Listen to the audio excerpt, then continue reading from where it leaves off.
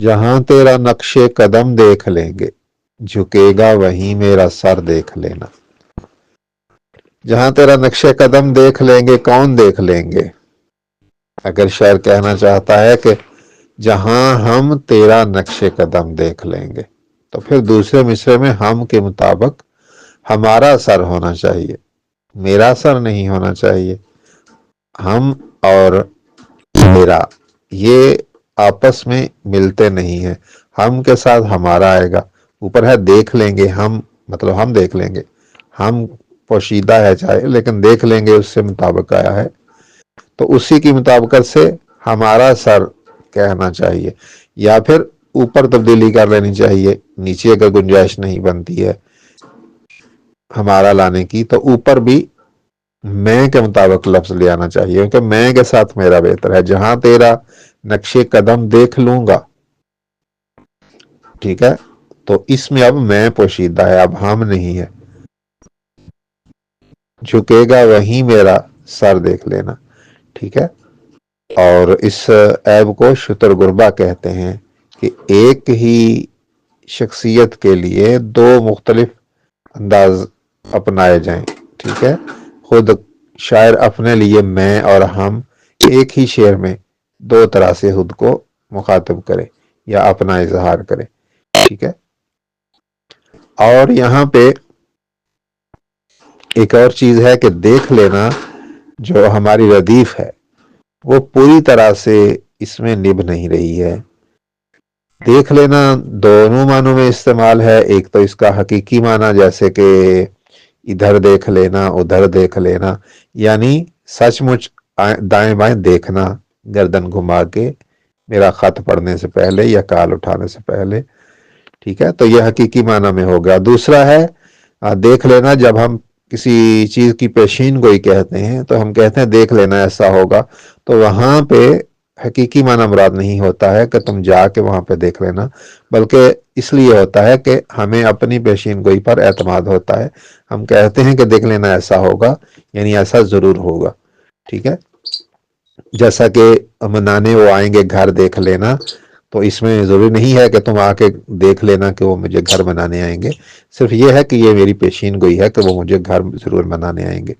تو یہاں پہ اس شعر میں جس پر ہم بات کر رہے ہیں، جہاں تیرا نقش قدم دیکھ لیں گے جھکے گا وہی میرا سر دیکھ لینا، تو یہاں پہ دیکھ لینا دونوں معنوں میں درست نہیں بیٹھ رہا ہے. ایک تو حقیقی معنوں میں تو ظاہر ہے محبوب کو ہم نہیں کہیں گے میرا سر وہاں جھکے گا تم وہاں پہ آ کے دیکھنا، ٹھیک ہے. تو دیکھ لینا اگر ہم پیشین گوئی کر رہے ہیں تو بھی ایسی پیشین گوئی کی ضرورت نہیں ہے، ٹھیک ہے.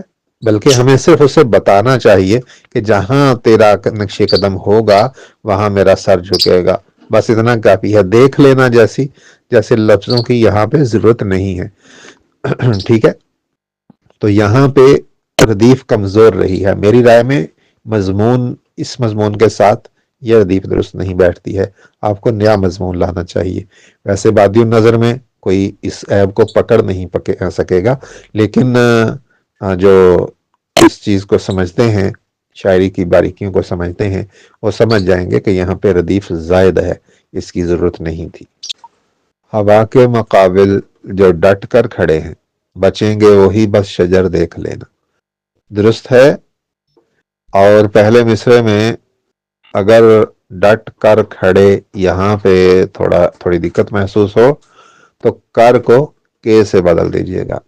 ہوا کے مقابل جو ڈٹ کے کھڑے ہیں، ٹھیک ہے. تو یہ زبان پر ذرا ہلکا ہو جائے گا، آسانی ہو جائے گی. لیکن اگر آپ آسانی سے پڑھ رہے ہیں اس کی ضرورت محسوس نہ کریں تو بھی ٹھیک ہے، جس طرح سے ہے اسی طرح سے رہنے دیں. دعاؤں میں ہم کو کبھی مانگ کر تم ہے کتنی دعا میں اثر دیکھ لینا. کتنی نہیں کتنا ہوگا، اثر جو ہے وہ مذکر ہے، ٹھیک ہے کتنا دعا میں اثر دیکھ لینا. باقی شعر درست ہے. بھروسہ ہے اسحاق پہ تم کو پھر بھی اسے آزما کے مگر دیکھ لینا. بھروسہ ہے اسحاق پہ کی جب ضرورت ہو ہجا بلند کی جگہ پہ تو پر لکھ دینا چاہیے.